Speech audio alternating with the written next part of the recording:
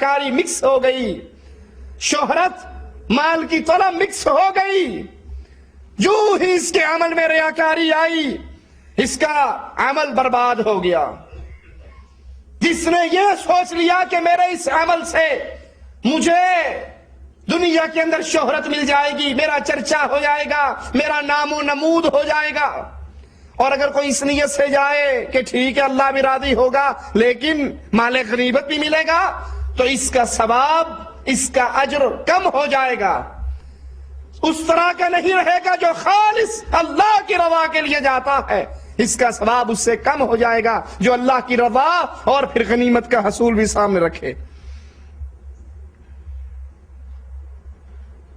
اور یہ یاد کر لیجئے، شہید، تاجر، سخی، عالم، یہ عمل چھوٹے نہیں۔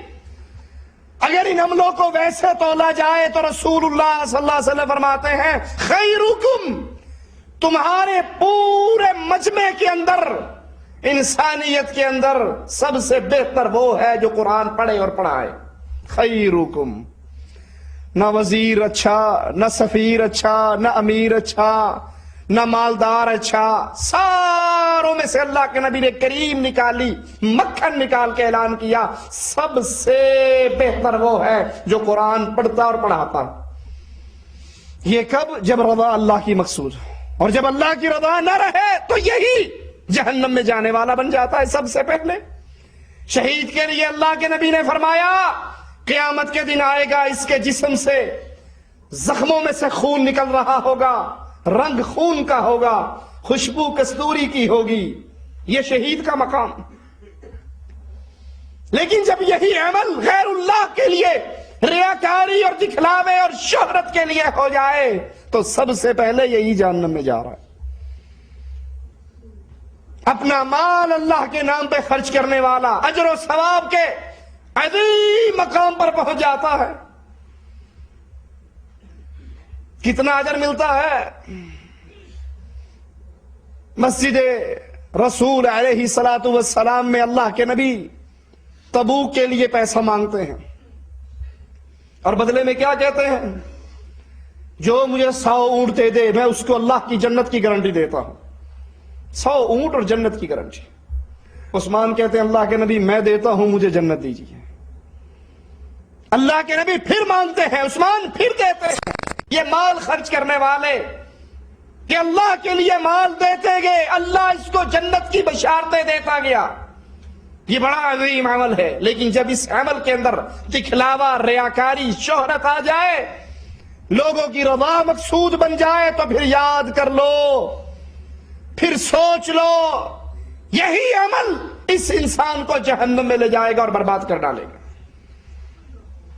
مسند احمد میں ابو سعید رضی اللہ عنہ وارضاہ سے روایت ہے، رسول اللہ صلی اللہ علیہ وسلم نے صحابہ کرام سے پوچھا، جب صحابہ دجال کے فتنے کے بارے میں گفتگو کر رہے، صحابہ کے اندر دجال کا فتنہ، دجال کا شر، اس کے بارے میں گفتگو ہو رہی، اللہ کے نبی صلی اللہ علیہ وسلم آتے ہیں اور کہتے ہیں کیا میں تمہیں وہ چیز نہ بتاؤں جو تمہارے ایمان و عمل کے لیے دجال کے فتنے سے زیادہ خطرناک ہے۔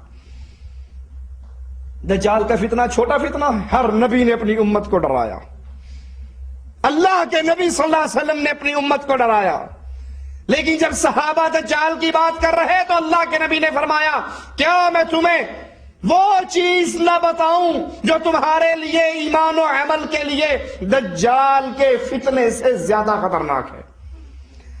صحابہ نے کہا یا رسول اللہ کیوں نہیں، ہمیں وہ بات بتائیے جو ہمارے لیے بربادی، فتنے کے اندر دجال سے بڑا۔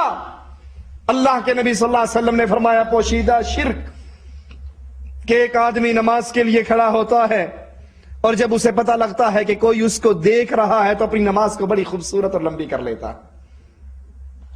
یہ پوشیدہ شرک دجال کے فتنے سے زیادہ خطرناک۔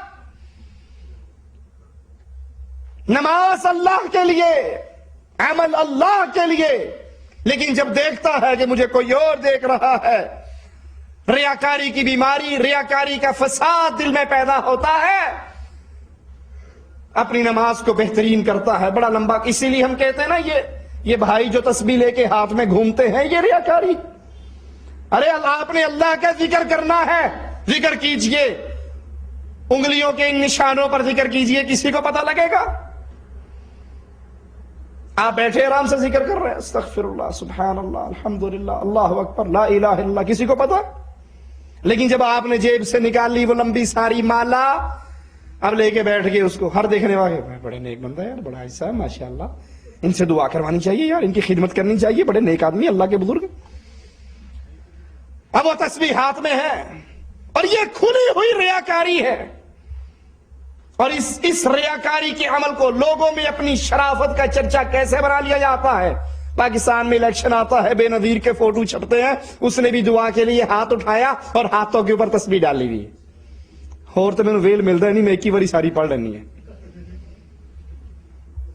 اور برائی بڑھتے بڑھتے پھر وہ دانا پھینکنے کی عادت بن جاتی ہے، دانا پھینکنے کی، پھر وہ اللہ کا ذکر پہ دانا نہیں چلتا، دانا چل رہا ہے اللہ اکبر، استغفر اللہ، استغفر اللہ، اچانک کو جائے کیا حال ہے بھائی، اللہ کا شکر ہے، طبیعت ٹھیک ہے، خیریت ہے، کام کیسا چل رہا ہے؟ دانا بھی چل رہا ہے، پھر وہ عادت بن جاتی ہے، اللہ کا ذکر ختم، ریاکاری شروع۔ جس عمل کے اندر ریاکاری آ جائے، اللہ کے نبی فرماتے ہیں یہ دجال کے فتنے سے زیادہ شدید فتنہ ہے۔ بندہ نماز پڑھے اللہ کے لیے اور جب پتہ لگے کہ کوئی اس کو دیکھ رہا ہے تو پھر اپنی نماز کو بڑی خوبصورت کرے، بڑی لمبی کرے۔ دیکھو بہترین ذکر، افضل ذکر لا الہ الا اللہ، سب سے بہترین ذکر کیا ہے؟ لا الہ الا اللہ۔ اللہ کی توحید کا اعلان ہے، اللہ کو یہ جملہ بڑا ہی پسند ہے۔ ساری فضیلتوں کے ساتھ ساتھ اس جملے میں ایک اور فضیلت بھی ہے، کیا؟ اس میں اخلاص ہے۔ مثال کے طور پہ آپ آرام سے خاموش بیٹھے اور آپ نے اب سبحان اللہ کا ذکر کرنا ہے، لیکن بولنا نہیں، آواز نہیں لگانی، لیکن سامنے والے کو پتہ لگ جائے گا کہ آپ ذکر کر رہے ہو۔ کیسے؟ ہونٹ ہلے یا نہیں ہلے؟ ہونٹ ہلتے ہیں نا، ہونٹ ہلے استغفر اللہ پہ، ہیں الحمدللہ پر بھی ہونٹ ہلے۔ اچھا آپ ذکر کرتے ہیں لا الہ الا اللہ، کسی کو پتہ لگے گا؟ ہونٹ ہلتے ہیں، ملتے ہیں آپ اس میں، زبان خالی زبان ہلتی ہے، لا الہ الا اللہ، نہ ہونٹ مل رہے ہیں نہ سامنے والے کو پتا۔ اخلاص خالص اللہ کے لیے سب سے بہترین ذکر لا الہ الا اللہ۔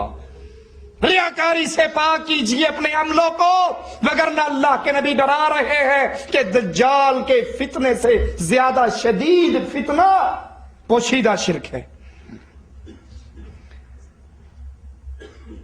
کیونکہ یہ عین شرک ہے، ریاکاری عین شرک ہے۔ قرآن حکیم بیان فرماتا ہے فَاعْبُدِ اللَّهَ مُخْلِصًا لَهُ الدِّينَ أَلَا لِلَّهِ الدِّينُ الْخَالِصُ۔ عبادت جب بھی کرو اخلاص کے ساتھ اللہ کی عبادت کرو۔ خبردار، اللہ تعالیٰ کے لیے خالص دین ہے، یہ دین خالص اللہ کا ہے، عبادت خالص اللہ کی جائے، اس کے اندر کسی اور کو شامل نہیں کیا جا سکتا۔ اور قرآن اپنے نبی سے کہواتا ہے، نبی اعلان کیجئے قُلْ إِنِّي أُمِرْتُ أَنْ أَعْبُدَ اللَّهَ مُخْلِصًا لَهُ الدِّينَ۔ اللہ نے مجھے حکم یہ دیا ہے کہ میں اخلاص کے ساتھ اللہ کی عبادت کرتا جاؤں، اس کے اندر کسی کو شریک، اللہ کی عبادت میں کسی کو شریک نہ بناؤں۔ یہ نبی کہتے ہیں اللہ نے مجھے حکم دیا ہے میں عبادت کا ہر عمل خالص اللہ عز و جل کے لیے کروں۔ میرا دائیں ہاتھ صدقہ کرے، میرے بائیں کو پتہ نہ لگے کیا صدقہ ہوا، یہ عمل بڑا عظیم عمل ہے۔ حدیث میں آتا نہیں، مسلمانوں کی جماعت چلتی ہے، رات کا آخری پہر ہوتا ہے، قافلے والے خیمے لگا دیتے ہیں، سارے سونے کے لیے لیٹ جاتے ہیں، ان میں ایک اللہ کے لیے عبادت کرنے والا وہ بھی لیٹ جاتا ہے، اور جب دیکھتا ہے سب کی آنکھیں بند ہو گئی، مجھے دیکھنے والی کوئی آنکھ میرے ساتھیوں میں سے جاگ نہیں رہی، اٹھتا ہے، وضو کرتا ہے اور اللہ کی عبادت کے لیے مصلی پہ کھڑا ہو جاتا۔ اللہ کے پیارے حبیب جناب محمد کریم صلی اللہ علیہ وسلم فرماتے ہیں اللہ اس عمل کو دیکھ کے اپنے عرش پہ مسکراتا ہے۔ کوئی زیادہ عمل کیا اس نے؟ شہید سے زیادہ محنت کی جس کی گردن کٹ گئی تھی، عالم سے بڑی محنت کی اس نے، سخی سے زیادہ مال خرچ کیا کیا؟ रियाकारी से बचते हुए